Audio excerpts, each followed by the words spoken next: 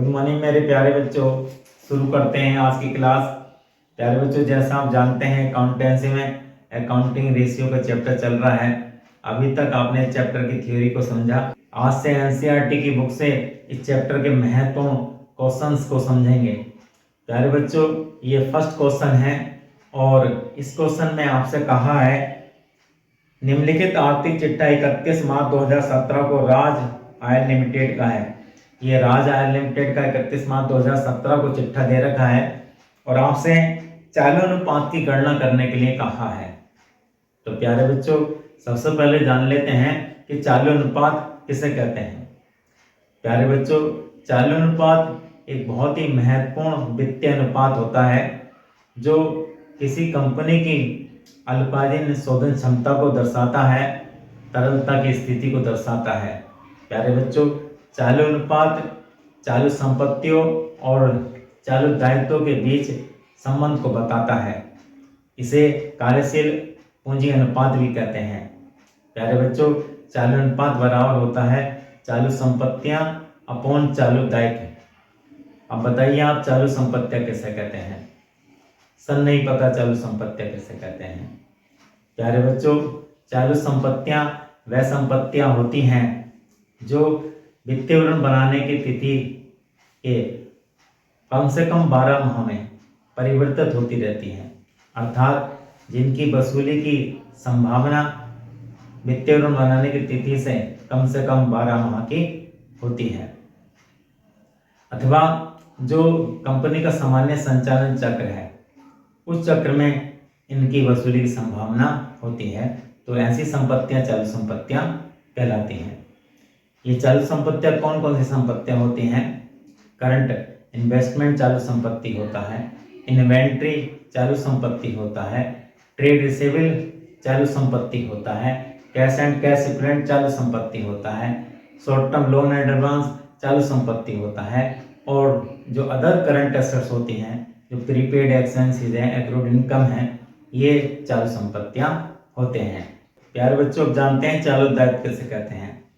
प्यारे बच्चों, चालू दायित्व वे दायित्व होते हैं जिनका भुगतान कंपनी के वित्तीय विवरण बनाने की तिथि से 12 माह में होने की संभावना होती है, अथवा कंपनी का जो सामान्य संचालन चक्र होता है उस अवधि में उसके भुगतान होने की संभावना होती है। अब जानते हैं कौन कौन से चालू दायित्व होते हैं।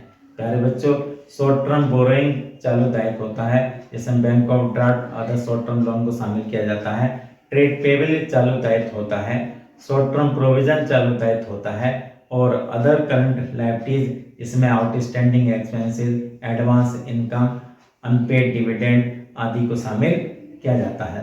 तो प्यारे बच्चों, ये चालू संपत्ति और चालू दायित्व होते हैं। अब इस क्वेश्चन को सॉल्व करते हैं। चालू अनुपात बराबर होता है चालू संपत्तियां अपॉन चालू दायित्व। तो करंट रेशियो लिखिए आप, current assets upon current liabilities. Current assets इस क्वेश्चन में दे रखी हैं, इन्वेंट्री 55,800 रुपये, ट्रेड रिसीवेबल 28,800 रुपये, कैश एंड कैश इक्विवेलेंट 59,400 रुपये। इसका टोटल करिए तो ये टोटल करंट असेट्स 1,44,000 आ जाएंगी, और करंट लायबिलिटीज दे रखे हैं, इसमें ट्रेड पेबल दे रखा है 72,000।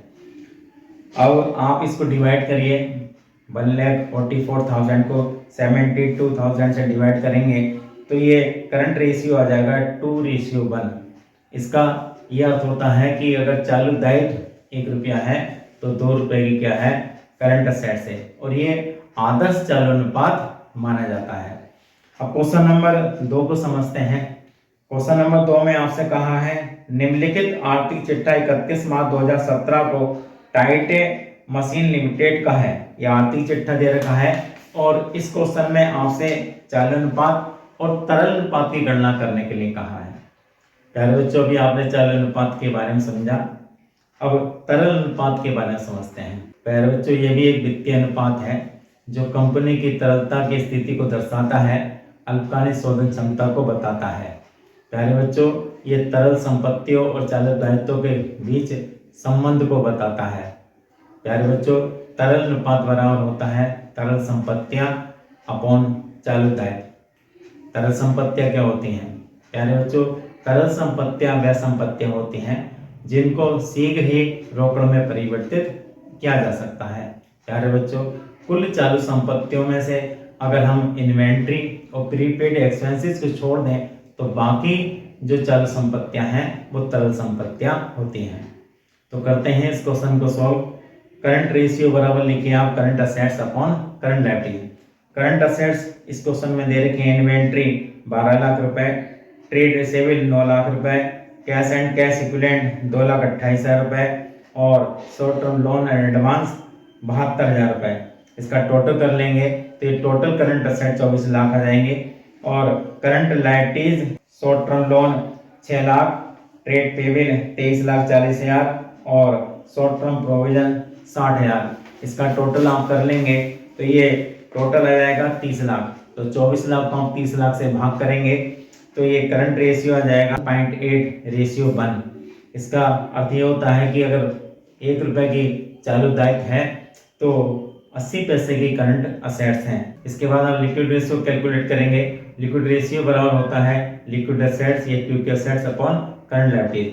प्यारे बच्चों, लिक्विड रेशियो को क्यूक रेशियो भी कहते हैं, एसिड टेस्ट रेशियो भी कहते हैं।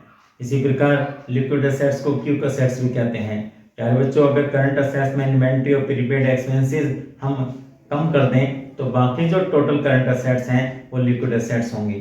तो इसमें आप इन्वेंट्री नहीं लेंगे तो ये लिक्विड असेट्स में आपके ट्रेड रिसीवेबल 9 लाख रुपए, कैश एंड कैश इक्विवेलेंट 2,28,000 रुपए और short term loan and advance 72,000 रुपए। इसका टोटल कर लेंगे तो ये 12 लाख रुपए की आपकी क्यूक असेट लिक्विड असेट्स हो जाएंगी और करंट लायबिलिटीज आपके 30 लाख हैं। इसको डिवाइड कर देंगे तो ये आपका जो क्यूक रेशियो आ जाएगा, लिक्विड रेशियो आ जाएगा 0.4:1। प्यारे बच्चों, ये जो आदर्श करंट रेशियो होता है वो 2:1 होता है और लिक्विड रेशियो आदर्श होता है वो 1:1 होता है और ये दोनों अनुपात इस मानक से कम है।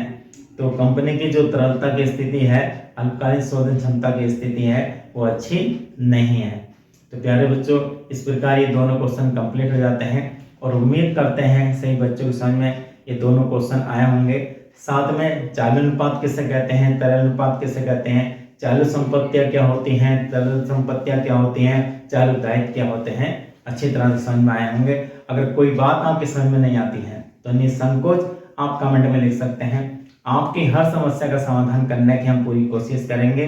बस आप हमारे चैनल पे यूं ही बने रहिए और अगर आपको वीडियो समझ में आती है तो वीडियो को लाइक कीजिए, कमेंट कीजिए, क्योंकि आपका एक कमेंट नई ऊर्जा प्रदान करता है। और वीडियो को शेयर जरूर कीजिए ताकि औरों का भी भला हो सके, क्योंकि कर भला तो हो भला।